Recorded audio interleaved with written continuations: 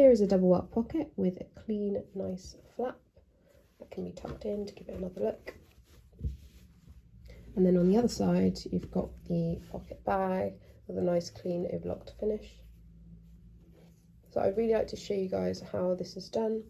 Over the years, I've spent some time working on it, and I've found some really nice methods that I've incorporated in some of the techniques I use, such as like hand sewing and base stitching the welts together, which I will show you later on.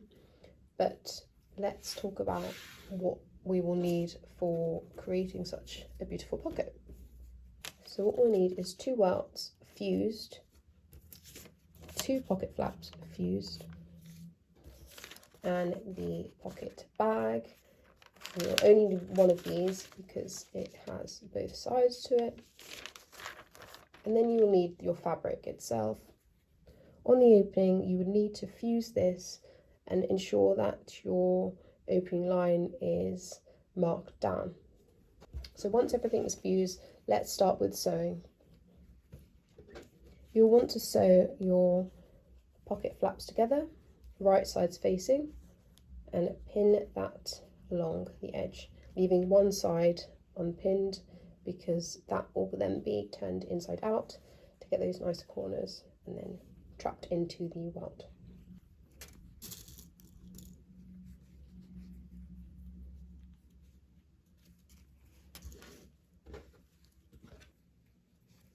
What you'll want to do before you start sewing is grab your main fabric, get the front of the fabric laid down, so the fusing is on the other side, and have your welts ready. Place them down so that the fusing is upwards, and you'll want to mark down 1 centimetre along the edge and the markings of where the pocket opening is, and have that pinned down. You don't have to have many pins put down, but just have about 3 or 4 with the pins facing away from the opening.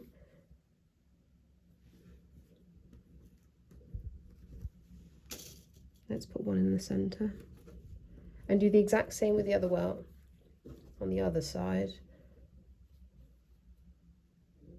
And just ensure that you don't sew past that line that we put on either side, otherwise there will be issues. Right, let's go sew this. Now that your flap is sewn and the welts are sewn down onto the main fabric, you want to cut your flap on the corners just so that it has a nice sharp finish. Carefully cut it and don't cut too far down, otherwise it will show on the other side. So just leave about 0.3, 0.5 on the edge. And then you can push this to one side, turn it inside out, and poke the edges out, so then you have nice sharp corners. Sometimes I use this with my snips, other times I use it with my needles. But it's just so you get a really nice finish, and then we'll go give it a good press. Once you're happy with the flap, you can leave that aside. So we've got our welt and our main fabric here, and we've turned it the other way around so we can see the fusing. What we now want to do is we want to measure from here 1 centimetre inwards, and then we're going to draw a line towards the end of each sewing stitch, both that way and from here to here. Let me show you what that will look like.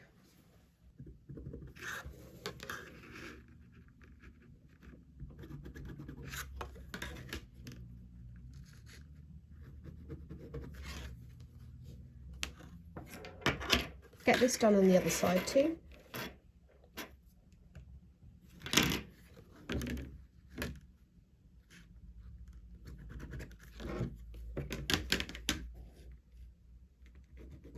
It's going to look something like this. We now want to cut along that line and into the triangles making sure not to cut past that stitch line. It's always great when you double check on the other side to ensure that you don't cut into the welts. But let's just give it a nice quick little snip just to give us a good little start. There we go. And then grab some nice scissors or continue with the snips. Even if you have some nice little small scissors, that will be really helpful. As I'm cutting, I'm pushing away from the welts so that they don't get caught.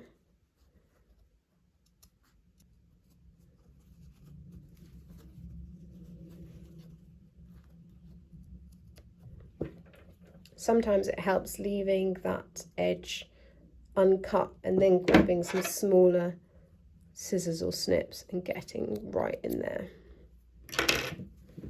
We're going to do the same here.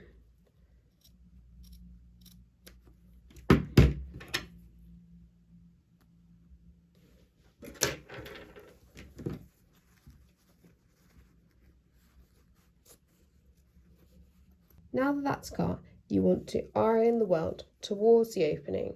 That goes the same with the top welt.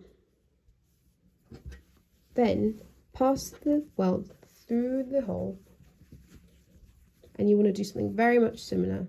Now iron the raw edges down away from the welts,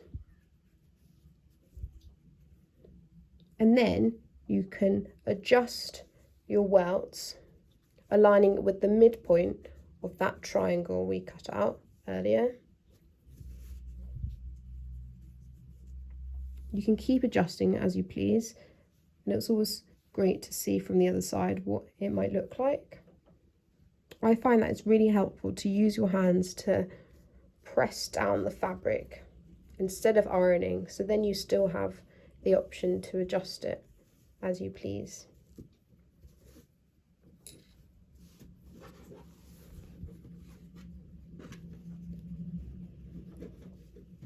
You can go give it an iron now just to see it nice and flat. For me, there is just such a big gap here that I want to continue to work on it. So I'm going to go to my iron and slightly tweak it and press. Tweak it and press. Don't worry if it's not sitting exactly right, because we are going to go in and base stitch from here up until here, and then we can do some readjusting once again.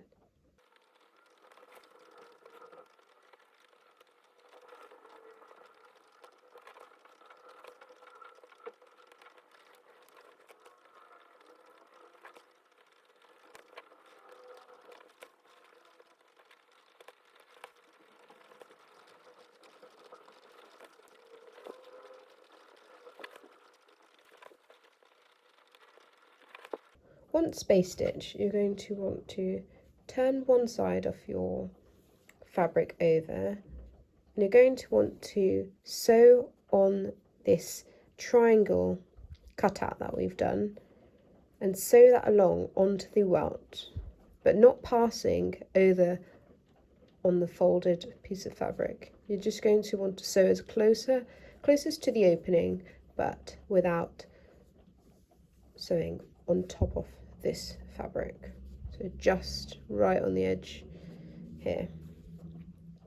It might help to pin that up before sewing so you can get it right. And before you do that, actually, I want you to slightly tug the triangle cutout outwards, just so that it has a really nice, sharp, clean right angle finish on the clean side facing. Sometimes I like to get a needle or my unpicker and just tuck in those like raw pieces of threads that we don't want to see on the nice side. And only tug it slightly. You don't want it to be like a drastic amount. I'm going to pin that. Same goes with the other side. Slightly tug. Not too much. That's enough.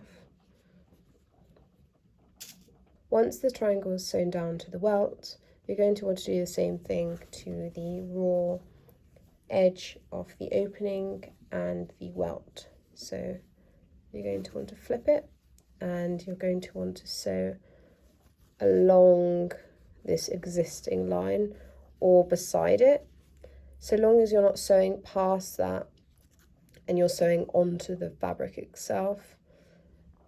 So ensure that you sew just on this side or on the existing stitch, and that goes the same with the other side too. So pull it to one side and sew along there. Then grab your pocket bag, and with the shorter side you're going to want to sew that down to the bottom welt, but ensure that you sew it the right way round so that when you eventually use the pocket you will see that there's only a clean finish on the inside, like so. So your hand would go through here and then in there, and it would be like a nice clean finish, as opposed to like this and you've got the raw edges.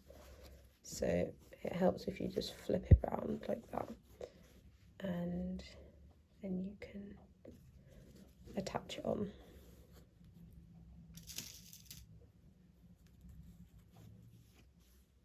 Give that a 1 centimeter seam allowance.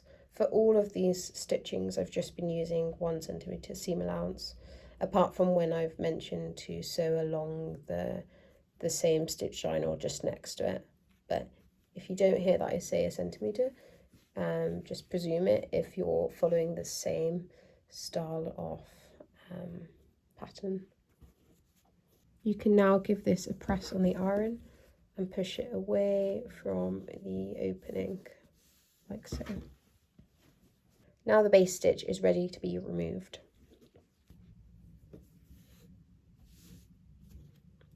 And now we can sew in our flap. So the flap should be slightly smaller than the opening, just so it fits really nicely and snug.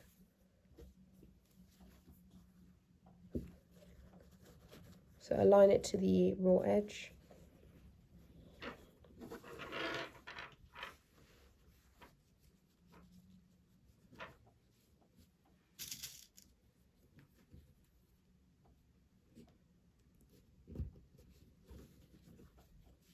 And you can give that a sew and sew next to the stitching without passing over.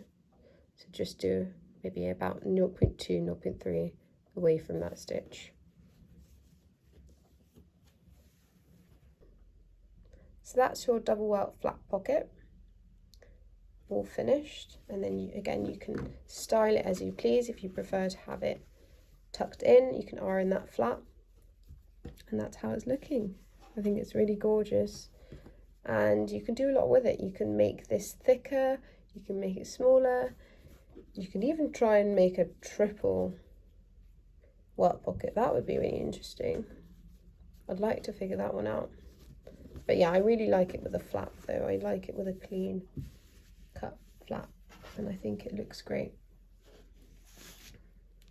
This is it with the overlocked edges, and I think it just looks super clean, super professional, and overall really happy with that. So I hope that was useful, and it's always great when you take your time with it to make sure that you're spending time making it as durable and as well made as possible.